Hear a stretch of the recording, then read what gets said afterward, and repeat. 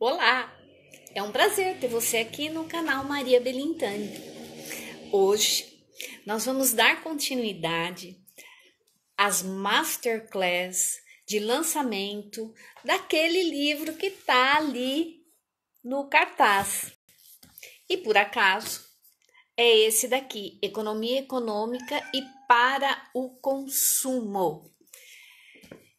Mas hoje a gente tem uma outra convidada que é fantástica. É a professora Vera Rita de Melo Ferreira. A professora Vera Rita é um serzinho iluminado e muito especial.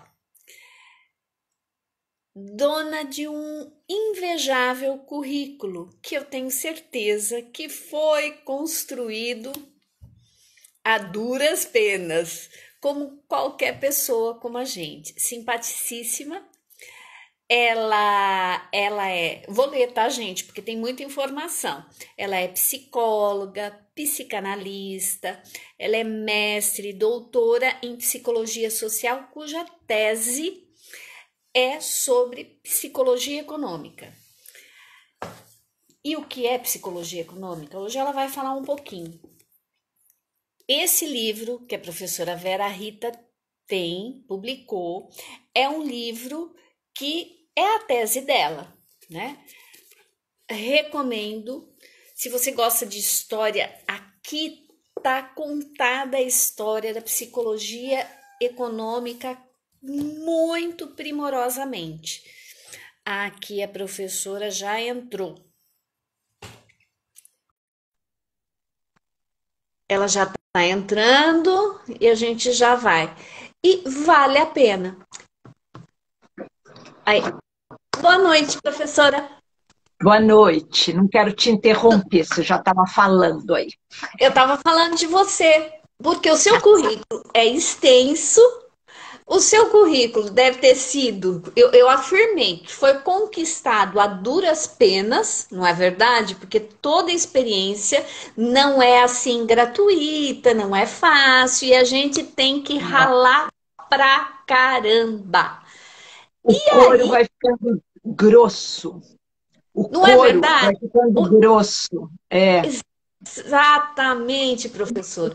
Eu apresentei o seu primeiro livro, que eu tenho, que, aliás, foi a iluminação para minha tese. Na época, Que bom. eu estava desenvolvendo a tese, eu estava estudando bastante sobre psicologia econômica, e o livro caiu de bandeja. O livro não, a sua tese caiu de bandeja, porque o livro não tinha saído ainda.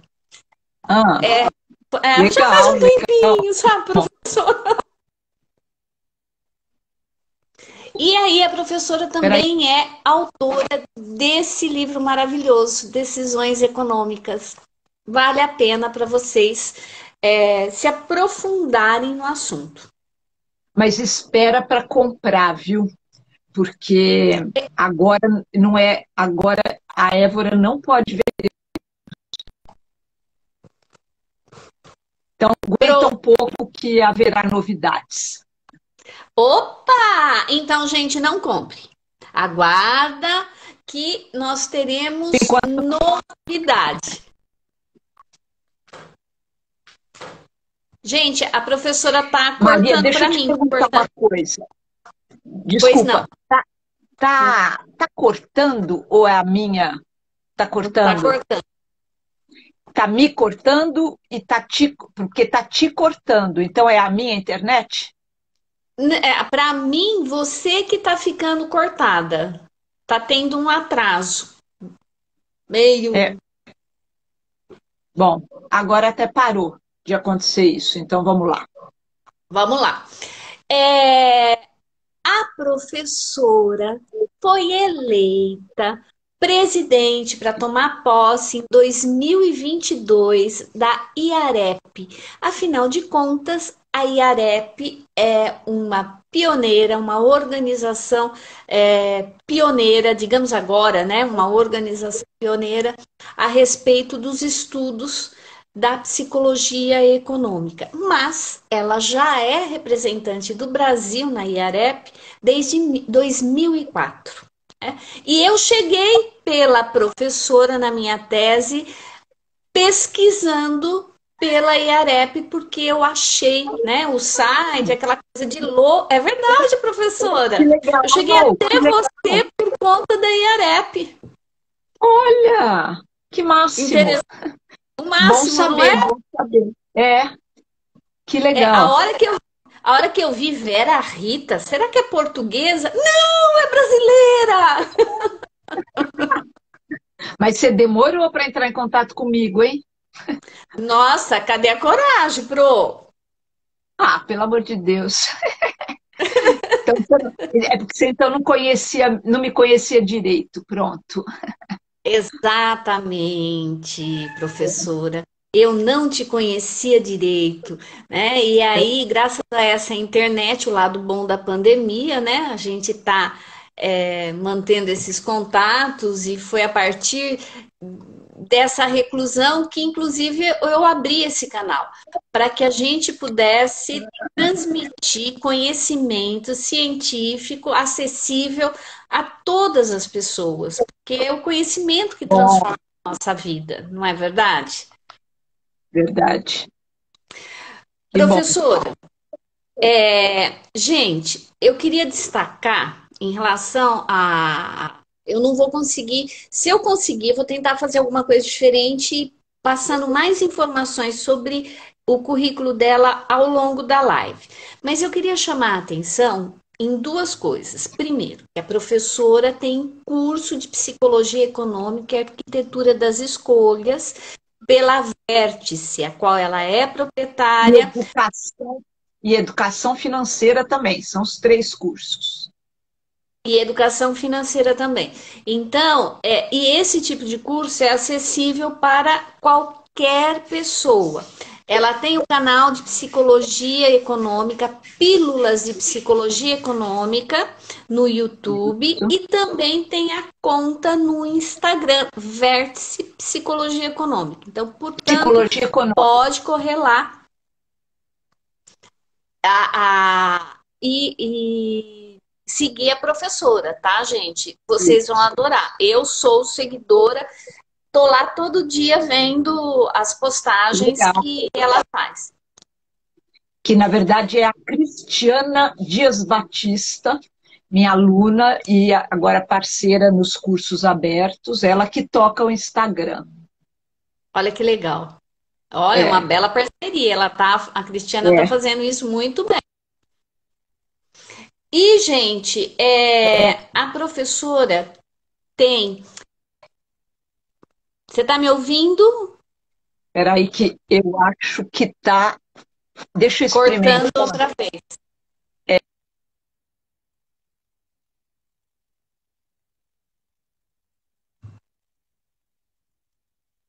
Ai, gente. Será que vai precisar entrar e sair de novo? Bom, que coisa. Professora, tá me ouvindo bem?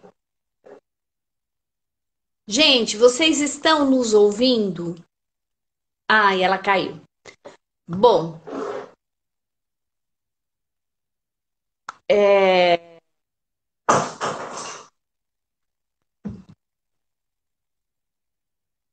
ela não entrou ainda.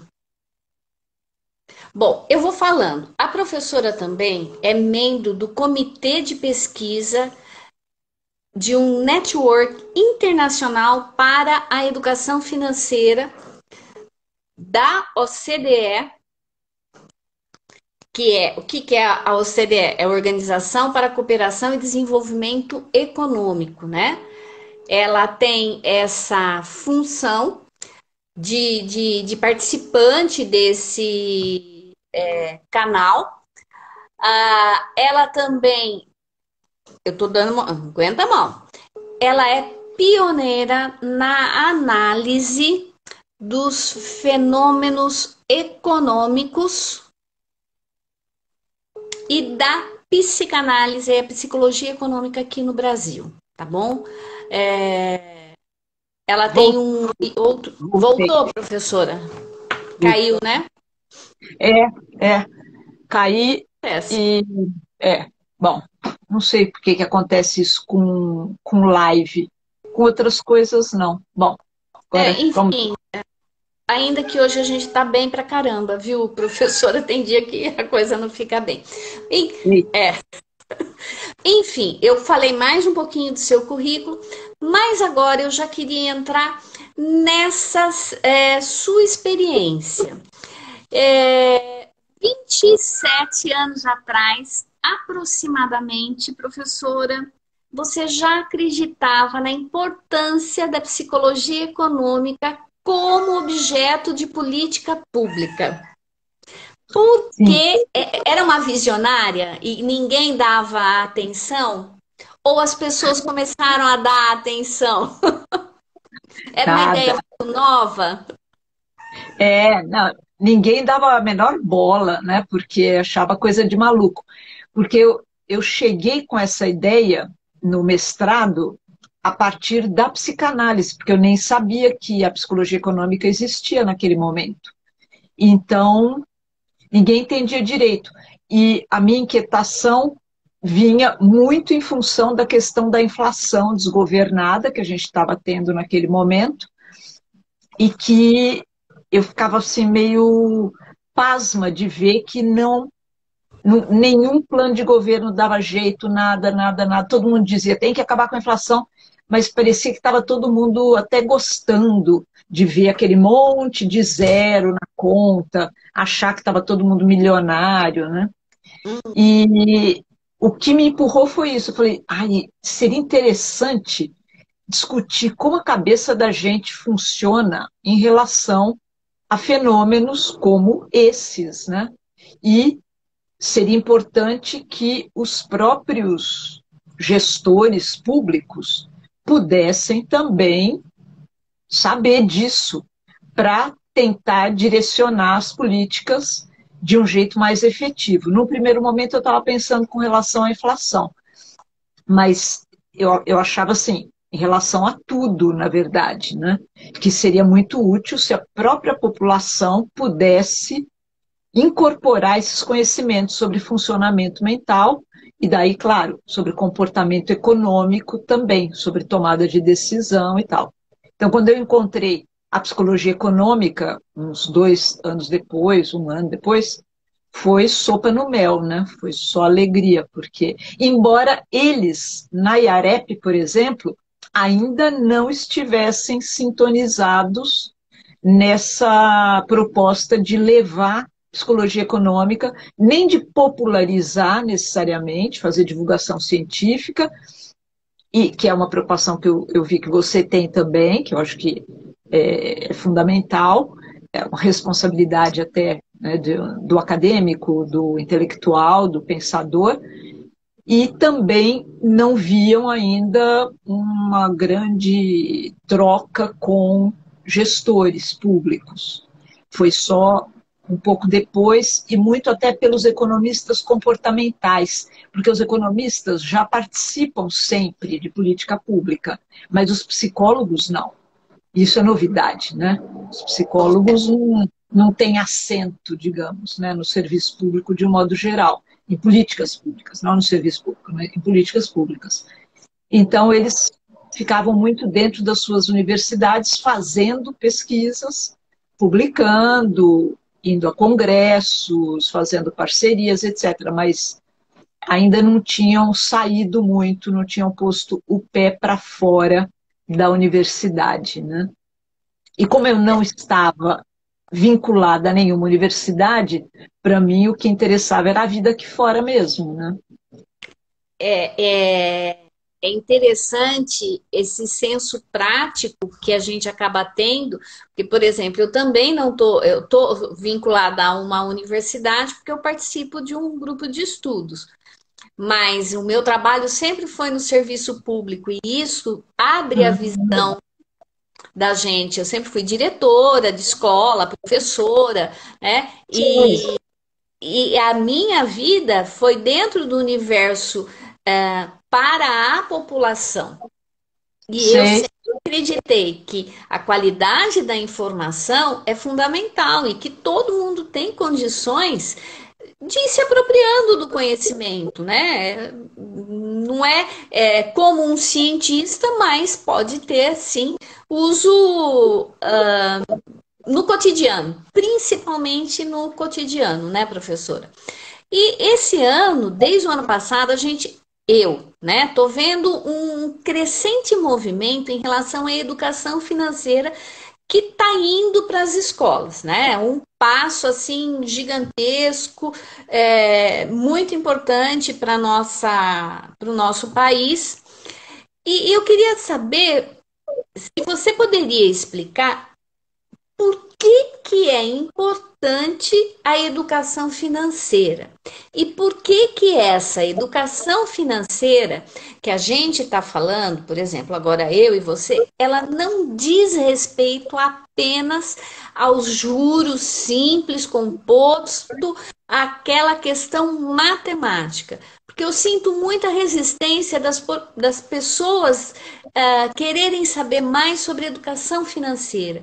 E, na verdade, a gente não está falando de educação financeira, a gente está falando de um comportamento econômico que junto vem a educação financeira. Então, Professora, eu falei muita bobagem? não, de jeito nenhum, imagina. Ou pelo menos é tudo que eu penso também. Não sei se Que eu estou bom. enviesada, né? Mas é isso aí. Então, a educação financeira, esse tema começou a pipocar, digamos, no mundo de uma forma mais ah, sistemática há quase 20 anos. Em 2003, a gente teve a primeira estratégia nacional de educação financeira, que foi no Reino Unido, foi pioneira. Aqui no Brasil, a gente começou a ter alguma preocupação com isso justamente com o Plano Real, quando estabilizou a moeda e as pessoas começaram a conseguir fazer algum tipo de planejamento com as suas finanças, porque antes, com a inflação, era delírio, né? Em 8 anos, a gente teve 5 moedas diferentes. Então, não adiantava nada, né? E antes disso também era uma coisa, por exemplo, muita gente que punha dinheiro num negócio que chamava Montepio, Montepio da família brasileira militar, sei lá, tinha umas coisas assim, que guardava dinheiro, tentava guardar dinheiro para aposentadoria, de repente aquilo virava pó. Eu não sei nem como, eu era criança, aquilo não sei o que acontecia, mas a gente sempre via assim, quebrar a bolsa.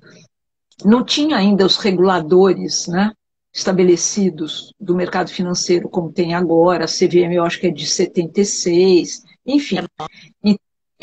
Ainda era um mercado muito incipiente. Então, depois do Plano Real, a partir de 94, é que começou a ter alguma condição, alguma viabilidade de fazer isso.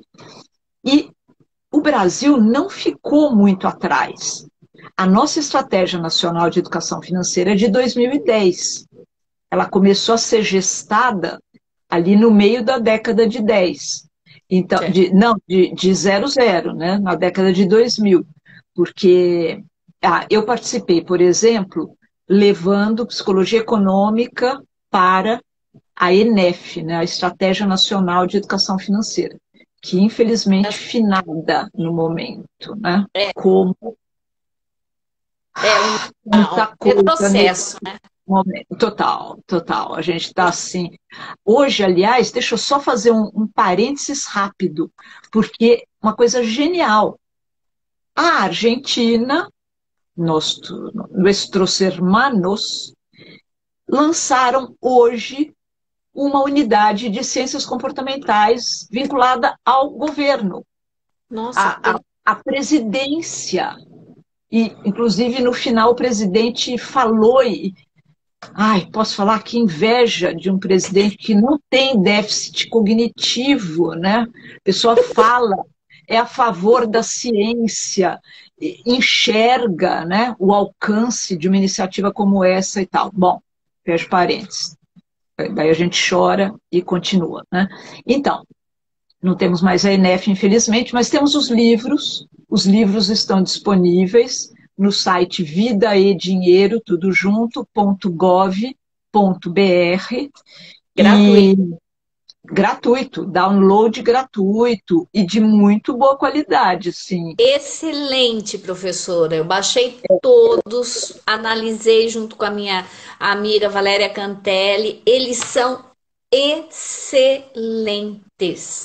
Então, tem que contar isso para Heloísa Padilha e a Laura Coutinho, as duas educadoras lá do Rio, que coordenaram os livros.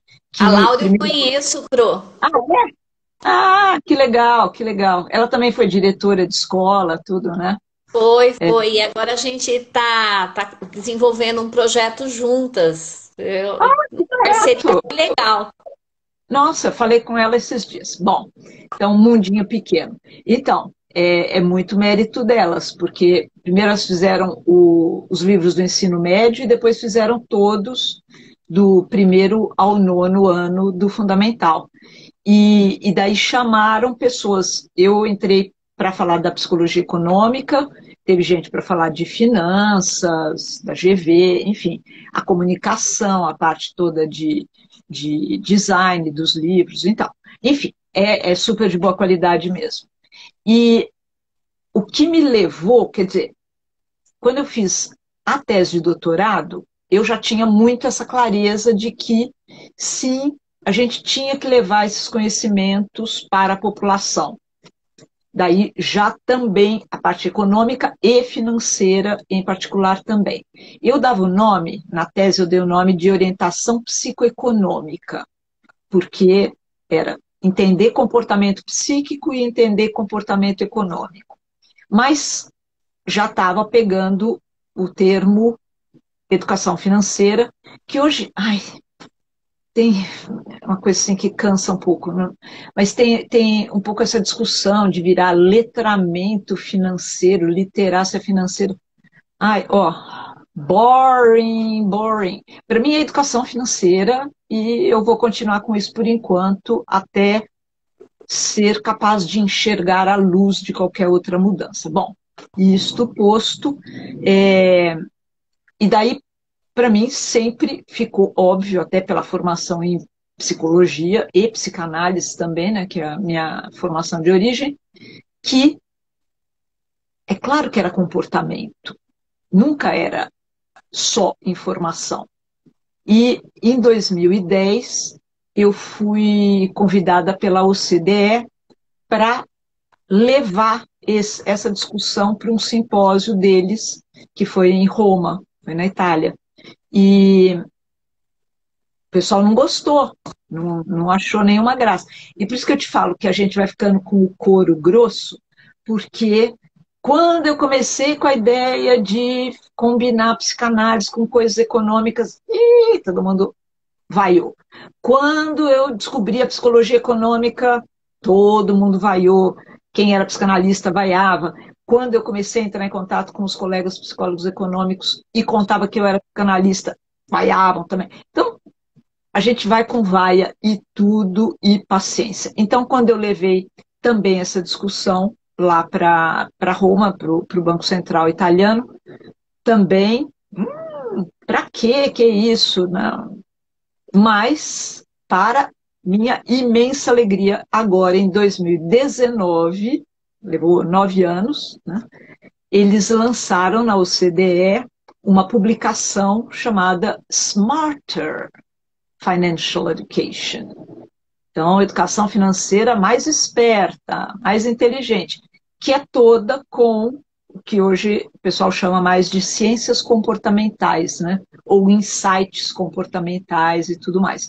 Então, hoje também eu sempre digo, não tem mais volta, educação financeira só se faz incorporando esses conhecimentos sobre funcionamento mental, sobre os vieses, que são os erros previsíveis, os erros sistemáticos que a gente comete, como muda comportamento, as estratégias da arquitetura de escolha, que é o desenho do contexto, para ajudar a pessoa a tomar melhores decisões. Enfim, então hoje já virou assim incorporado. Ufa, né? E também quase 30 anos, não, professora, de labuta. Isso da psicologia econômica como um todo, né? Da educação financeira são uns 20, né? Não, um pouco Pouco menos, menos. uns 15. É. Mas, de um modo geral, está acontecendo isso mesmo. Tem mais de 200 nudge units, que são essas unidades de ciências comportamentais assessorando governos, na maior parte das vezes, e às vezes também algumas empresas públicas ou mistas, e ao redor do mundo. Então, Certo. começou a primeira em 2010, no Reino Unido também, que é o Behavioral Insights Team, que é o BIT, né? E você vê, em 10 anos, mais de 200. Então, o negócio agora, hoje, na Argentina. Né? Não Aqui, expandiu, aqui ainda não. Mas vai. Já foi, volta, né? A gente tem que ir caminhando mesmo. E respirar fundo, professora. Aí, a gente tem bastante gente aqui, né? As pessoas devem estar se perguntando o seguinte: mas que diabo de comportamento econômico é esse que eu preciso entender? comportamento econômico é tudo que se refere a recursos finitos. Então, dinheiro, óbvio, é um deles, não é o único. Tempo é um recurso finito, então é um comportamento econômico. Se eu fico assistindo série ou se eu vou dormir e daí acordo mais descansada, é uma decisão econômica que eu tenho que tomar. Ter um filho, casar, comprar casa, morar de aluguel, tudo isso é também comportamento econômico.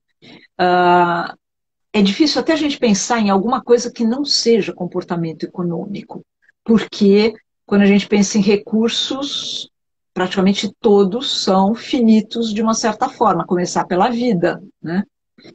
A gente pode pensar que alguns amores são infinitos, por exemplo, dos pais pelos filhos, né? Às vezes dos filhos pelos pais também, né? Mas, enfim, também dá para olhar para isso de um outro jeito e dizer que é um alto amor, né? Porque é a preservação dos seus genes, enfim, dá para pensar várias coisas. Mas recursos naturais, completamente finitos, como a gente está tragicamente se deparando com isso. E então, comportamento econômico, bem no centro dele, a gente vai ter escolhas, vai ter decisões, que é para isso que a gente olha também com cuidado.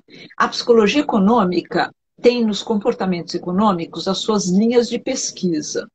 Então, por exemplo, como as pessoas se comportam em relação a impostos. Paga, não paga, o que acha que é justo, acha que é injusto, acha que só ela que não deve pagar, mas todo mundo deve. Como é que as pessoas se relacionam com isso, né? Tem uma outra linha que é socialização econômica, que é como as famílias introduzem as crianças no mundo da economia. Então, o que ensina, o que a criança consegue absorver, em que idade.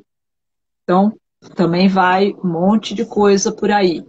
A linha sobre o significado do dinheiro, a psicologia do dinheiro, a psicologia do endividamento, da poupança, todos esses são comportamentos econômicos, mas tem também de doações e filantropia, tem de apostas, jogos de azar, tem toda uma questão sobre posse, não só de dinheiro, mas de coisas e materialismo. Tem muitas discussões interessantíssimas. Ai, quer ver? Vou fazer um merchan rápido, mas eu não ganho nada, tá? É que é o livro Psicologia, Economic Psychology, que é a nossa nova Bíblia. É organizado pelo Rob Reinhard. Rob Reinhard. É, é um Nossa, esse eu não tenho comprar. Esse eu nem conhecia, pro. Então, ele saiu em 17 e é a nova Bíblia. É um livro-texto de psicologia econômica. Então, e eu tive a honra de dividir o primeiro capítulo com o organizador, com o Rob. A gente escreveu sobre as origens da psicologia econômica, contextualização. E o livro é ótimo. É caro, mas é muito bom. Né? Vale a pena. E, então, tudo isso é comportamento econômico, tudo isso é decisão econômica, e a gente olha muito para esse objeto de estudo. Né?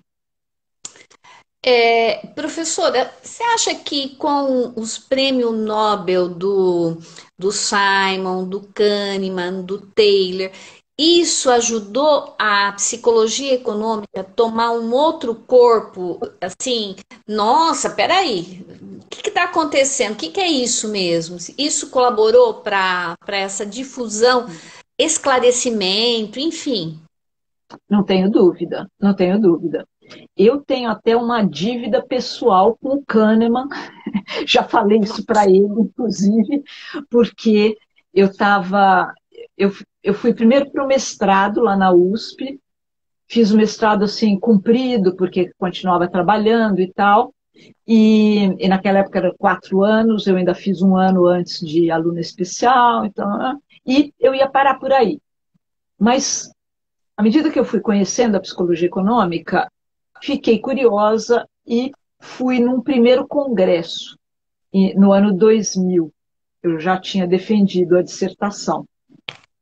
E ali eu já vi que já ficou claro que eu não ia poder escapar dessa. Eu ia ter que fazer o doutorado. Porque senão você não tem voz. Né? Você precisa da carteirinha. Você tem que, para falar em seu nome, você precisa do doutorado. Então, eu voltei e comecei a tentar, né, a via crucis de arrumar um doutorado para uma área que ninguém conhecia, ninguém tinha ouvido falar. Tomei um monte, mais couro grosso, né? Porque 20 portas no nariz, pelo menos, né? Eu fui procurar em quase todo lugar, ou as pessoas não se interessavam, ou não tinham tempo, ou, enfim, mil coisas. Até que finalmente eu voltei para a PUC, onde eu tinha feito a graduação, encontrei a professora Maria do Carmo Guedes, que tinha sido a diretora no meu tempo de graduação, nos anos 70. Encontrei com ela assim, casualmente lá no departamento de psicologia social, que eu tinha ido pegar uma brochura, porque estava assim, será aqui e tal? E em 15 minutos de conversa, começou a cair um monte de ficha. Ela coordenava o núcleo de história da psicologia, e na hora eu pensei, puta, história da psicologia econômica, que eu cheguei lá no primeiro congresso já querendo saber como é que tinha começado aquela história, que eu nunca tinha ouvido falar, não sabia nada, como é que era, tal. E as pessoas não... Ninguém estava muito ligado, os colegas da época não estavam muito ligados na história. Bom, resumo da ópera, eu submeti o meu projeto do doutorado em outubro de 2002. 3 dias depois, o Kahneman fez o obséquio de ganhar o prêmio Nobel. Daí caiu a ficha para eles, né? Para a banca lá, os examinadores, sei lá, o pessoal da comissão, né, de admissão, fala, nossa, e não só, como também me deram uma bolsa flexibilizada que pagou todas as mensalidades dos 4 anos do doutorado e eu podia continuar trabalhando. Então, por isso que eu tenho uma dívida com ele de 50 paus, porque naquela época, né? Porque foi, nossa, foi fundamental, já trabalhava um monte, dava aula, atendia em consultório e tal. Então, foi tudo de bom naquele momento, né? Nossa, é uma E dívida mesmo. é uma dívida. Então, ali deu um empurrão, sem dúvida, porque ele era psicólogo, porque o Simon, que você citou, em 78, não teve repercussão. Ele tinha formação tanto em psicologia quanto em economia. E ele é o pai da teoria da racionalidade limitada, ele é importantíssimo. Mas a teoria da racionalidade plena, o mainstream econômico, estava bombando naquela época. Então, nem fez cócega em ninguém, né? Passaram batido e pronto. E já quando o Kahneman ganhou, já tinha estourado a bolha da internet. Então o pessoal já estava assim um pouco, mas como assim? Então pode inflar a bolha, depois estoura? Então isso aí é uma coisa psicológica, né? Alguns estavam começando a se dar conta. Daí ainda teve a bolha dos derivativos, que estourou em 2008, que deu também um belo empurrão, sem dúvida, porque daí eles falam, mas como? E esse pânico de onde que está saindo? Como assim? E tá, tá, tá, tá, tá. Sempre conto que naquele mês de setembro de 2008, que a bolha estourou para valer no dia 15 de setembro, quando o Lehman Brothers fechou naquele banco. Em outubro ainda, tinha dias que eu dava 5 entrevistas, porque aqui no Brasil ainda tinha muito pouca gente na área, né? Então, e o pessoal queria saber e tal. Então, a bolha deu uma visibilidade bem grande, o estouro, né? O estouro da bolha. Deu uma visibilidade bem grande. Daí, em 13, foi o Robert Schiller, economista comportamental, mas casado com psicóloga, que ganhou. Também, o pessoal falou, nossa, então... Mas ele era já um nome muito estabelecido na área de finanças em si. E daí, em 17, foi a cereja do bolo. Foi o Taylor que ganhou, e que ele é o pai da economia comportamental. Então, ele também teve que desenvolver um coro muito mais grosso do que o meu, coitado, porque ele era bombardeado pelos colegas economistas. E aí o bicho pega, né? Eles não são nem um pouco bonzinhos. E, e daí pronto. Daí foi como se pegasse a senha. Daí todo mundo começou a falar sobre isso, a se ligar, a ir atrás e começar essas unidades de ciências comportamentais, enfim. Aí virou, ganhou o mundo, né? Com o prêmio Nobel do Taylor. Foi um marco. Emocionante. Não, e assim, hoje, esse fervor de educação financeira, entre outros investimentos relacionados com a incerteza, né? Parece que as pessoas estão acordando. Mas é preciso ter um conhecimento muito específico, porque como pessoas comuns, professora, pode trazer para si reflexões importantes nas decisões econômicas, seja relacionadas à vida ou a dinheiro, porque ambas estão. Se eu tenho um autoconceito positivo, eu não compro determinados itens para eu me auto-afirmar, eu também tenho um impacto na minha renda. Como que a gente consegue trazer para o consciente coisas que, na maioria das vezes, a pessoa ligou no automático, é levada pelo sistema um e nunca pensou a respeito. Bom, Será que eu a fiz a gente pode, pergunta clara? não sei, deixa eu vou responder e você me fala se eu falei o que você está querendo saber. É, eu acho que tem mais ou menos dois caminhos, né?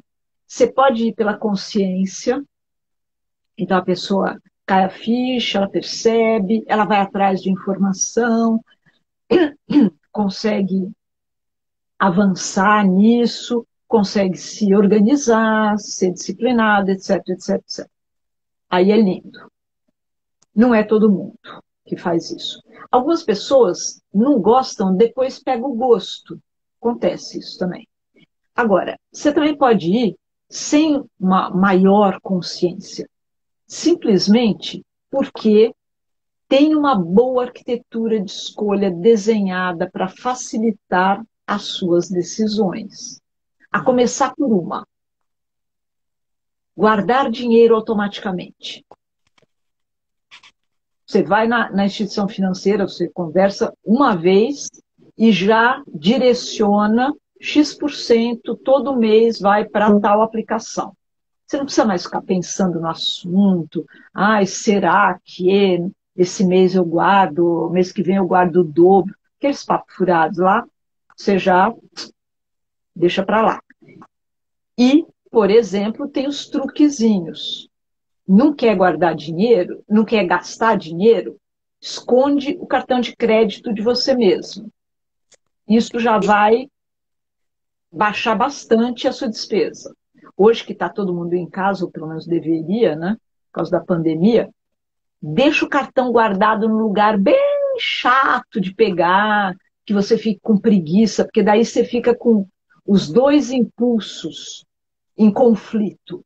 Ai, quero comprar brusinha, quero comprar alguma besteira aqui, e ao mesmo tempo, ai, que preguiça de buscar o cartão que está lá longe, no outro quarto, dentro de uma bolsa que está não sei onde. Quando você viu, desencanou. Essas coisas, a pessoa não precisa ter uma profunda consciência ou ter conhecimento sólido sobre finanças. Eu sempre digo, eu sei, eu brinco, meus alunos ficam doidos, eu falo assim, eu quero morrer sem saber o que é uma debenture. E eles ficam, não, eu te explico. Eu falo, não, eu não quero saber, eu quero morrer sem saber. Sei. Infelizmente, eu até sei o que é um pouco o que é uma debênture. Mas eu não tenho grandes conhecimentos de mercado financeiro, não é minha praia, nem tenho interesse nisso. Então, pronto, acabou. Meu interesse é cabeça. Né? E me viro aqui com as minhas regrinhas únicas, que são: uma, nunca gastar o que eu não tenho. Então, nunca eu uso cartão de crédito para pagar exames médicos e usava para passagem, né? Mas para as outras coisas, não necessariamente. E eu guardo tudo que eu posso.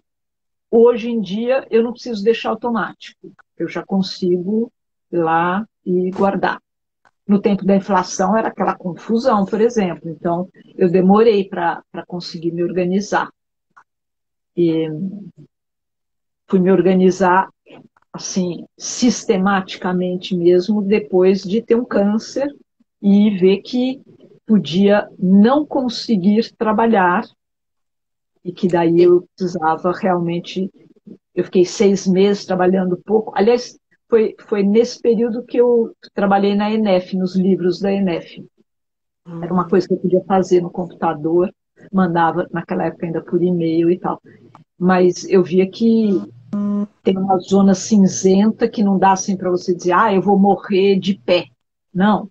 Às vezes você nem morre e também não consegue trabalhar do outro lado. Então fica complicada a coisa. Mas, enfim, a ficha cai de diferentes maneiras para as pessoas também. Tem gente que. Uma aluna uma vez contou que o pai dela tinha assistido um stand-up, um espetáculo de comédia stand-up, que tinha uma piada, um esquete sobre rolo com grana. E o pai, que era completamente desorganizado, teve uma epifania e disse que nunca mais se embananou. A vida dele mudou a partir daquele espetáculo de comédia. Então é interessante, às vezes é numa live, às vezes é num livro, às vezes é em alguma coisa que você bate o olho e faz sentido. Então, não tem tamanho único, isso eu sempre falo. Ou seja, cada um é um e é aqueles 2% que de genes diferentes que a gente tem e que faz toda a diferença. A gente tem os mesmos erros nesse sentido de erro sistemático, mas esse não é o único tipo de erro que a gente comete, né? Tem todos os É. outros erros que são individuais também, né? Mas então não sei se no fim eu respondi o que você queria. Com certeza, professora, respondeu, porque a questão era justamente de cair essa ficha. E assim, eu posso fazer um curso e falar assim, nossa, mas que curso horroroso, não me serviu para nada, não é? Mas aquela informação, de repente, fica ali guardada e quando ela vai te dar sentido, você nunca sabe.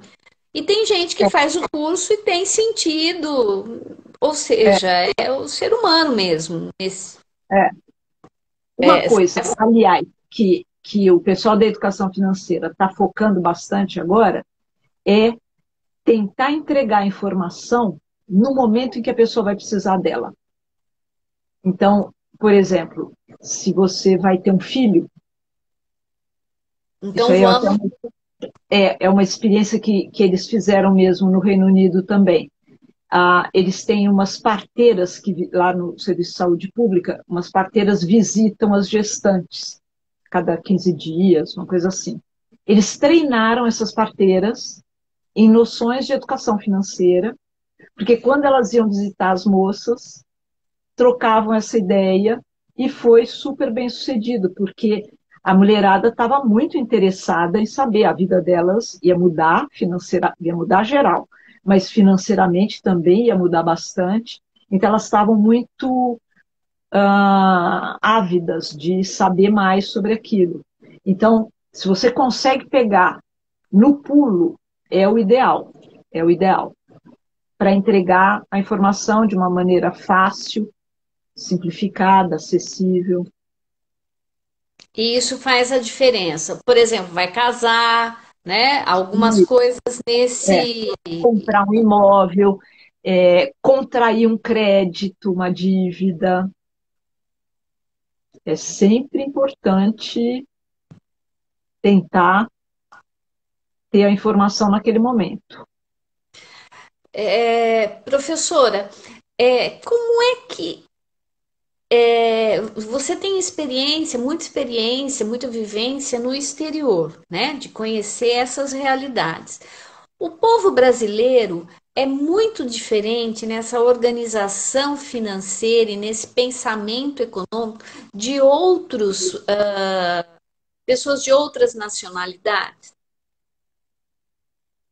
Olha, os ocidentais são diferentes dos orientais em algumas dimensões. Por exemplo, no extremo oriente, digamos, né? China, Japão, eles têm uma facilidade muito maior de guardar dinheiro.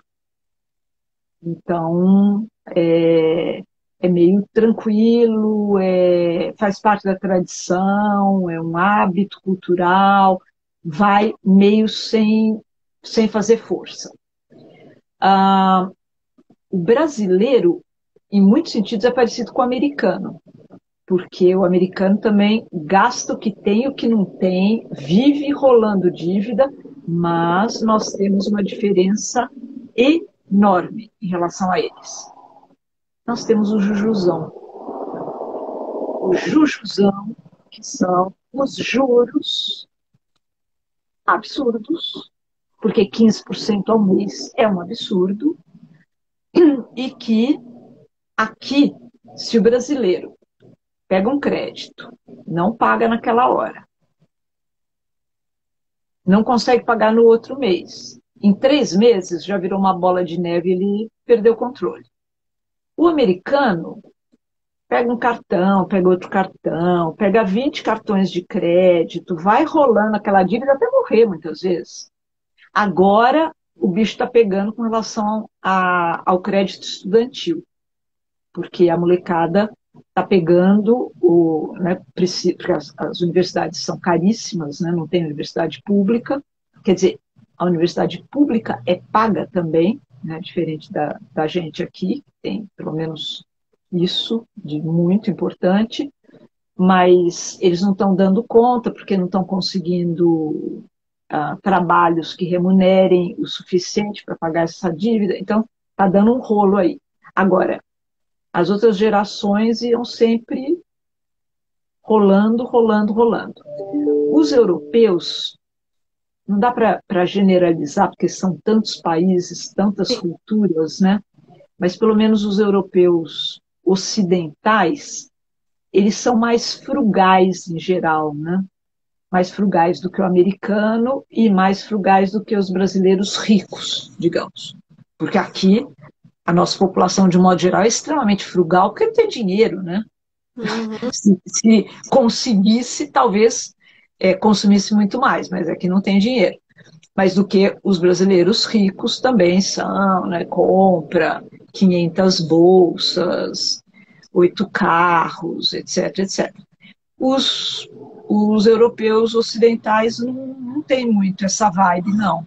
Eles são mais discretos, mais low profile, mais na deles, encontram satisfação na cultura, na arte, desde pequenos, enfim.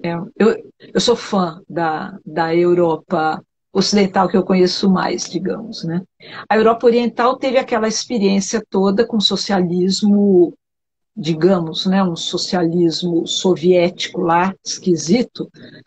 Então eles ficaram meio, enfim, eles ficaram muito marcados por essa experiência. É diferente da.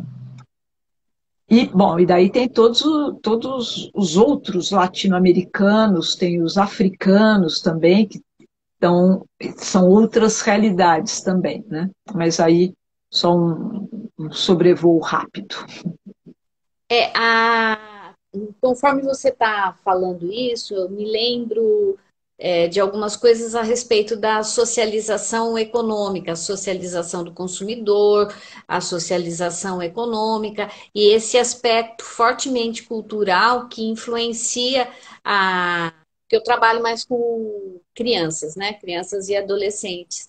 E que influenciam as crianças desde muito cedo em questões de o dinheiro já parece que é assim, a criança já até vem com um chip que dinheiro serve para gastar, né? Tal força que ela tem sobre si no meio em que ela vive. E conforme você foi explicando essas diferenças, a gente precisa. Eu ia fazer a pergunta, mas eu acho que eu vou responder para você. A educação financeira, efetivamente, ela precisa começar o quanto mais cedo possível, né? Sem dúvida, sem dúvida. Não, essa é a chave, né? Porque daí você cria hábitos, ao invés de tentar mudar hábitos que é muito mais suado, muito mais difícil, tem muito menos chance de sucesso.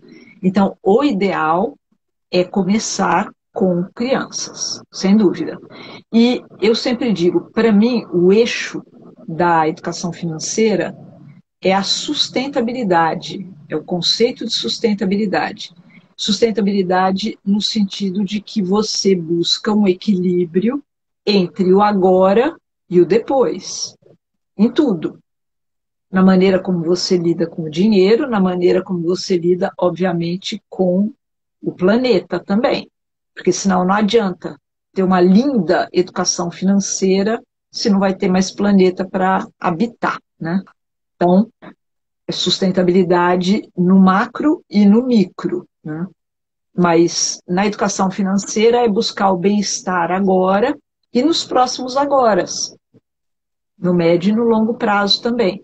Então, para criança, isso faz muito sentido, porque criança gosta de limite, parece que não gosta, mas adora limite. E gosta de organização. Criança, às vezes, fisicamente, gosta de uma contenção. Eu trabalhei em escola também, quando eu me formei em psicologia, eu fui orientadora numa escola durante alguns anos. E às vezes tinha desde o maternal, às vezes a criança estava se debatendo, se segurava assim, ela ia relaxando. Quando via, primeiro chutava, esperneava, gritava e tal, mas depois você ficava lá firme até ela ver que estava tudo bem, estava em segurança e podia relaxar, né? Então, não é difícil passar esses conceitos para a criança pequena.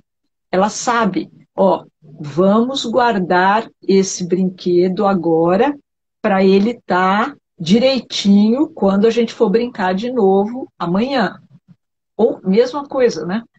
Você tem 5 brinquedos, vamos dar um deles para uma criança que não tem brinquedo? Ah, é mesmo, tal.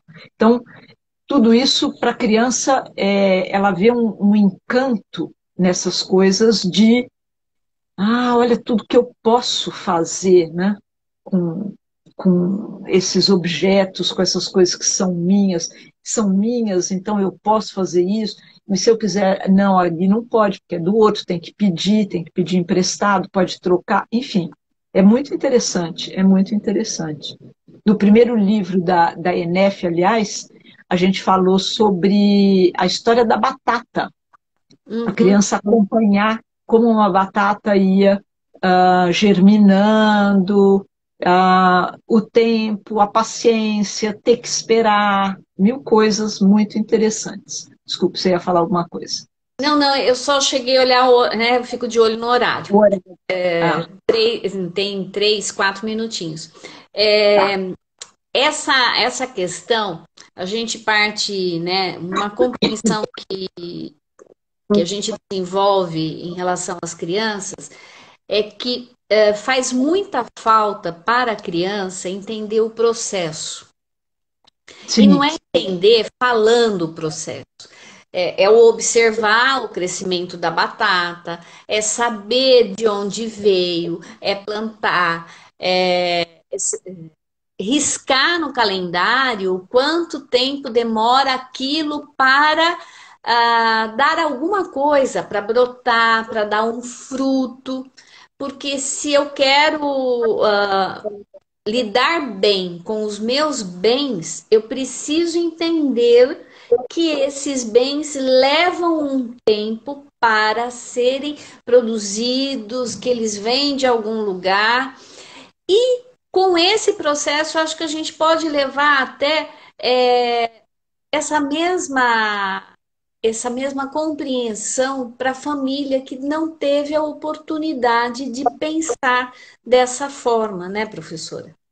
sim, sim. E quando você está falando do processo, da mesma forma também explicar para a criança de onde vem o dinheiro que sai do caixa eletrônico. Ou Uhum. o que acontece quando passa aquele pedaço de plástico e leva um produto. Porque para a criança tudo aquilo pode ser mágico, né? O Sim, com dinheiro é certeza. infinito, fica saindo ali para sempre, é só você passar o plastiquinho quantas vezes quiser. Se você não passa é porque você é chata. Então, tudo isso dentro do contexto do processo, sem dúvida, sem dúvida. E muitas vezes as crianças levam essas noções para os pais, para a família. Tem o spillover, né? Um Hum, efeito de que as crianças é que levam. A gente viu isso na ENEF. olha que interessante. E isso foi chamando cada vez mais minha atenção, porque recentemente a gente aplicou, eu fui até na escola aplicar um questionário de alfabetização econômica em alunos do sexto até o ensino médio. E os alunos com 14, 15 anos tinham uma das perguntas que era a profissão do pai, da mãe, da pessoa responsável. Eles não sabiam responder qual era a profissão dos pais. Isso me chamou muita atenção, porque como você entra em contato com o mundo financeiro, em contato com um mundo onde tudo tem um preço e tem um valor, né? O pai fica fora o dia inteiro, ou seja, o dinheiro parece que ele fica na nuvem, ele nunca pega, não sabe de onde vem, e mesmo com 14, 15 anos, ele continua com a mesma representação de uma criança com 5, 6, 7, 8.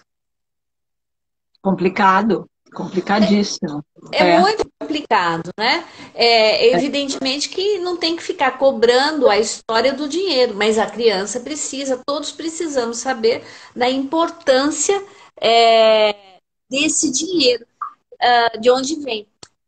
Eu estou vendo aqui se tem alguma pergunta, mas não tem não, professora. Tinha duas aqui, mas eu acho que já foram respondidas. Eu dei uma olhadinha aqui, né? Eu tenho dado uma olhada de uma maneira geral. A Laura está aí. A Ai, Laura não vi, Laura. Um beijo para você, bem. Beijo também. Então. Que bom. Então, assim, a gente tem muito assunto aí para pouco tempo, né? Eu acabei de olhar o horário também. Eles derrubam a gente, né? Não chega a derrubar, mas o que que acontece? Depois você não consegue gravar no IGTV, Ah, tá. Tá bom. entendeu? Né? Então Eles tá não bom. chegam a derrubar, mas fica aquela. Você perde Depois a eu... live, né? O É, conteúdo. é. Então depois Mas você eu me mando o fala link, isso, por favor. vai ficar no IGTV e eu vou subir para o YouTube, né? E Ah, eu legal. gostaria de já deixar assim meio direcionado mais um convite para uma próxima oportunidade, professora. Ah, assim que for possível. Sim, sim, eu abro uma cartela de datas Isso. para Como eu já quem fui seja. presidente da IAREP. Daí fica E mais chique, olha né? só. Bom, eu não consegui falar todo o seu currículo. Eu vou confessar que eu estou realmente muito emocionada de estar falando com você. Foi minha referência para minha tese e tem sido ao longo de todos Bom, esses anos. De repente as palavras, sabe, dão uma sumida. Eu não sei nem o que eu estou falando direito, mas é em função vai. de estar muito feliz de estar aqui conversando com você e saber que você é uma pessoa muito acessível, né? E, e respeitosa. Quando eu mostrei a sua foto para o meu marido, eu falei assim para ele, ela é uma professora etérea, atemporal, né? É atemporal, porque é uma mulher que consegue desbravar um árido campo destinado aparentemente a homens, ela é atemporal, né? Então, professora, assim, todo o meu respeito, o meu agradecimento, o fato de você Muito estar obrigada, aqui. obrigada pelo convite. Um prazer. Eu espero poder em outro momento estar com você e agradeço imensamente a todos que estão presentes. Se você É, quiser eu, falar. eu queria ver as pessoas, mas não dá, a gente não consegue, né? Quer dizer, Não, é esse que eu uma. tão fui de Instagram, nem anda aqui o negócio para mim. Mas E ele tá muito ruinzinho. Tem muita gente, passou bastante. Muitas pessoas passaram aqui pela live, depois eu vejo que bom, a quantidade. que Então, bom. Então, muito infinitamente. obrigada pelo convite. Desejo a todos ótima condição psicológica para decidir e tomar, claro, as melhores condições. E se a condição psicológica não estiver tão boa, pedir ajuda. pedir ajuda para profissionais, pedir ajuda para as pessoas próximas que possam ajudar. Então, é importante pensar em tudo isso como uma oportunidade também de cooperação, de colaboração, né? Com certeza. E se vocês gostaram, façam o curso dela. Eu tenho E certeza que vão amar. é só mandar um direct para a Cris no Instagram Psicologia Econômica ou um e-mail contato@vérticepsi, tudo junto, sem o acento, vérticepsi.com.br. Pronto, merchan feito. Na descrição eu vou deixar o arroba do Da Instagram. Cris. Tá bom? Tá joia. Legal. Obrigada, Professor, então. fica com Deus. Obrigada. Tchau, tchau Tchau. para todos. Até.